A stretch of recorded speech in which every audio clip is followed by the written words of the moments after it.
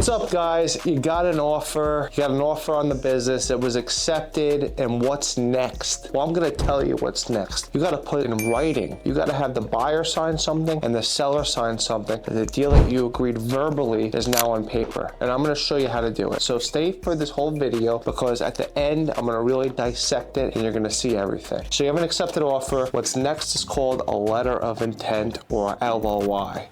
Now, a fun fact about LOIs, letter of intent, only 20% of them go through. And that's because a lot of these brokers, they don't vet the buyers correctly. They don't understand that the search funds don't have the money now or that the buyer doesn't have the money now. They don't get the liquidity up front. And my LOI rates are much higher because I do that. But the point of this video is to show you how to write an LOI, so come on. So you're gonna start with, you need the buyer's name and the buyer's entity name. That's very important. That's a key thing that you need on the LOI. Buyer name, right? And buyer entity name, okay? That's gonna be in the beginning. And you're also gonna need the business name and the business address. So that's gonna be stated on the LOI. If anyone wants a free copy of my LOI, just shoot me a comment in the comments and I'll give you a free template. But for the first thing you're gonna do, you're gonna basically address who the buyer is, their entity, the business name, the business address, and obviously the date up top as well. You have all these things. The next thing you're gonna need is the purchase price. So I'm making up a deal right now. Let's say we have an accepted offer of a pizzeria for $1 million and the seller is holding a $500,000 note over 48 months at 5% interest, okay? So what we're gonna need now is the purchase price. So we're gonna write down the purchase price, okay?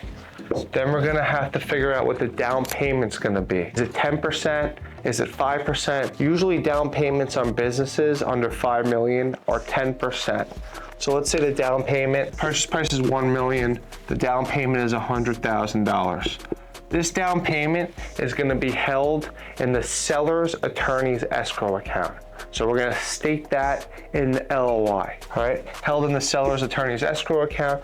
So what's the remaining balance between 1 million and 100,000? $900,000 left. So the note is still gonna be 500,000. The balance of 400,000, because they're putting down 500,000, they already put 100,000 down. There's 400,000 left to put down. The balance of 400,000 will be paid at the closing, paid at the closing. And I like to word it like this: in a certified or bank check or wire. That's how I like to word the deal. So the balance of $400,000 will be paid at the closing in a certified or bank check or wire. And then in regards to the seller financing, now we do another thing, or another clause, final balance. So right now we have $500,000 that was paid and there's a $500,000 note left. So final balance of 500,000 over 48, that's what we said, equal monthly payments at a 5% annual interest rate. That's how you state the note.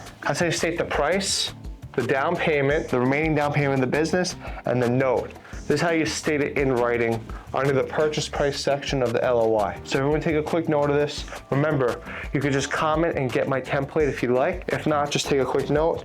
I'm gonna go on to the next topic on the LOI. So the next topic is the due diligence. So this is a very important topic that you must write down in the LOI. Typical business due diligences are between 30 and 60 days. So DD, that's what due diligence stands for, 30 to 60 days. Now, if you're dealing with a cash business, right, how do you prove the numbers? This is huge. This is how you buy a cash business right here. You gotta really make sure the owner keeps what they're advertising to you on paper. So if the place is doing $100,000 a month, I'm making up numbers, I like to keep the owners to be within 10% of that monthly revenue. So if the place does under $90,000 a month, the buyer can get his money back. If the place does $90,000 or over, the buyer cannot get his money back due to the sales. So I teach that in a different video, how to buy a cash flowing business. I'm writing a book on how to buy a cash business, and I would love for everyone to tune into that. But this is a due diligence clause, usually 30 to 60 days. Then we also have a closing date clause. So closing date, usually that's right after the due diligence, 30 days, 15 to 30 days after, all right? So you have the due diligence clause, the closing date clause, you have a landlord approval clause. So the deal is contingent upon the landlord landlord approving the assignment. And remember, this is all, guys, just comment it. I'll give you a free template of all this. And then, of course, we have a broker clause, which is another clause that we have, where I basically state Hedgestone Business Advisors is the broker, and the seller agrees to pay Hedgestone Business Advisors his fee. It's just a simple clause. And then I have a confidentiality clause as well, where I talk about that the deal has to be confidential between both parties, and we got to keep it that way. That's a big clause in there as well. So I'm going to label confidentiality as CA clause. And that's basically it. Those are the main points on the LOI. And once you have an accepted offer,